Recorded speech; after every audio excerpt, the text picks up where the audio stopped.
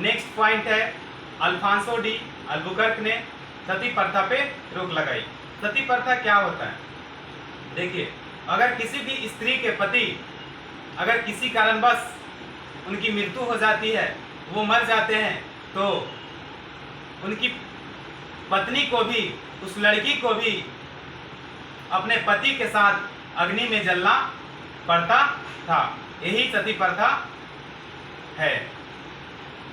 आगे Alphonso de Albuquerque ने पुर्तगाली पुरुषों को भारतीय महिलाओं के साथ विवाह करने के लिए प्रेरित किया। उन्होंने इस बात को सोचकर शादी करने के लिए प्रेरित किया कि आगे जो आने वाले जनरेशन होंगे, जो पुर्तगालियों को सपोर्ट करेंगे, पुर्तगाली की संस्कृति को बढ़ावा मिलेगा, उनके धर्म को प्रचार प्रसार होगा। यहाँ तक तो आप लोग बात समझ गए होंगे। आगे आता है नीनो डी कुन्हा। 1529 में नीनो डी कुन्हा भारत आता है। अब तक पुर्तगालियों की राजधानी कोचिन हुआ करते थे। जब नीनो डी कुन्हा भारत 1529 में आता है, तो 1530 में इन्होंने पुर्तगाली की राजधानी कोचिन से हटाकर गोवा कर देता है। गोवा को अपनी राजधानी घोषित कर देता है। इसके बाद आता है गार्सिया डी नोरेनो। गार्सिया डी नोरेनो 1538 में भारत आता है और इन्होंने सिलोन के अधिकांश भाग पर अपना अधिकार जमा लेता है। सिलोन का मतलब श्रीलंका। श्रीलंका पे कब्जा कर लेता है। इसके बाद आता है लास्ट जो पुर्तगाली है, जो अल्फांसो डी सूजा है।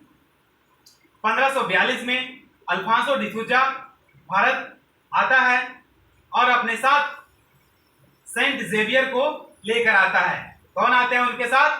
Saint Xavier. यहां तक तो आप लोग को बात समझ में आ गया होगा। एक पॉइंट दोस्तों ध्यान रखिएगा, अल्फांसो डी अल्बुकर्क को पुर्तगालियों के वास्तविक संस्थापक माने जाते हैं। और next point, Vasco D gamma ने भारत को 3 बार यात्रा किया। कितने बार यात्रा किया? 3 बार यात्रा किया। पहला 1498 में, दूसरा 1502 में, तीसरा 1524 में। जब 2 बार वास्को डी गामा ने भारत को यात्रा किया, 1498 और 1502 में, तब वो एक पुर्तगाली व्यापारी बनकर भारत में आया था। लेकिन जब तीसरी बार वो भारत आता है, तो वो पुर्तगालियों का एक वायसराय बनकर भारत आता है।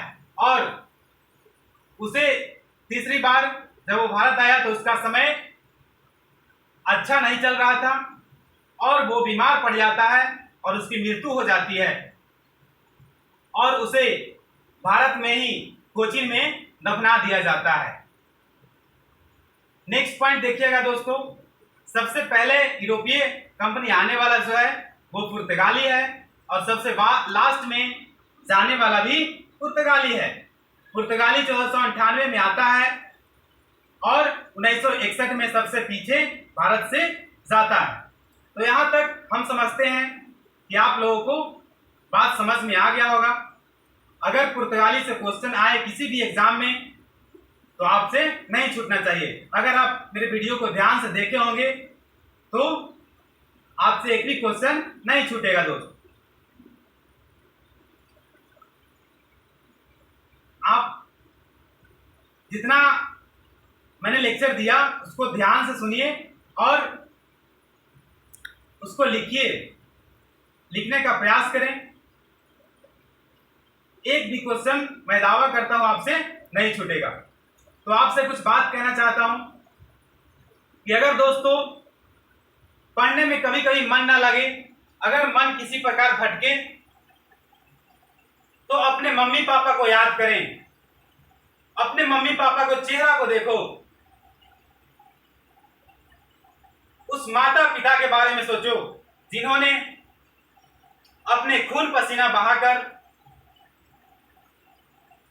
इतनी मेहनत कर कर आपके लिए पैसे एक एक पैसा कर कर आपके पास पैसे को भेजते हैं और वो आपसे उम्मीद लगाकर बैठे हैं कि एक दिन मेरा बेटा सफल होगा, एक दिन मेरा बेटा एक अच्छे पद पे जाएगा और मेरा नाम रोशन होगा और मेरा बुढ़ापा का सहारा बनेगा।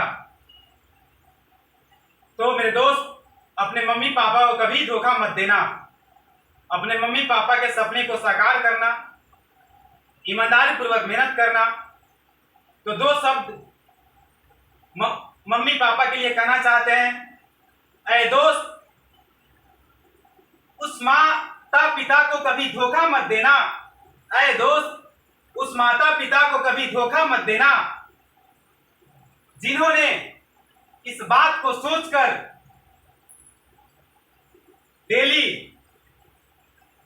सुकून से सोते हैं कि एक दिन मेरा बेटा कलेक्टर बनकर आएगा, एक दिन मेरा बेटा कलेक्टर बनकर आएगा।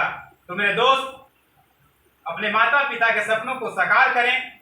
और कुछ बात मैं कहना चाहता हूं कि आप लोग एग्जाम देते हैं, चाहे कोई भी स्टूडेंट हो, एग्जाम देते हैं, एग्जाम में असफल हो जाते हैं, तो असफलता से लोगों को निराश नहीं होना चाहिए। लगातार प्रयास कीजिए, परिश्रम कीजिए, एक दिन आपको सफलता जरूर मिलेगा। एक चींटी होती है जो दीवार पे चढ़ती है, बार बार चढ़ती है, बार बार उतरती है, फिसलती है, लेकिन वो चढ़ने का प्रयास जारी रखता है और एक दिन वह अपने मंजिल तक पहुंच ही जाता है। उसी प्रकार आप भी अगर ईमानदारी पूर्वक मेहनत करेंगे तो आप भी अपने मंजिल को पा लेंगे। तो दोस्त, जाते जाते दो शब्द कहना चाहते हैं। फर्क होता है, फर्क होता है खुदा और फकीर में, फर्क होता है खुदा और फकीर में, फर्क होता है किस्मत और लकीर में, फर्क होता है किस्मत और लकीर में। अगर तुम जिसे चाहते हो वो ना मिले तो समझ लेना उससे बेहतर लिखा है तकदीर में। Thank you.